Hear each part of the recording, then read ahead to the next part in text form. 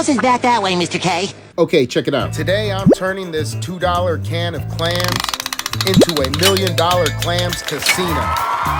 And I'm doing it right inside the can. And if it all goes sideways, I still get to drink the clam juice. What, you think this is a goddamn sawdust joint? That's the taste of victory. Full security. I've prepared everything, so we can skip the chopping montage and get right to the flavor. Step 1, crack it open and drain just enough liquid so we've got enough room for the good stuff.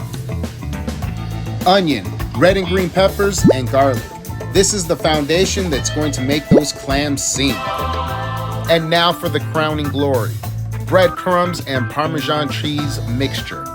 Butter, pepper, paprika, parsley, and crispy bacon. Mixed together into one golden, crispy, salty, cheesy topping. Pile that right on top like a chef's kiss of decadence. Straight into the toaster oven, broil until bubbly and golden. Look at that. Crispy topping, juicy clams underneath.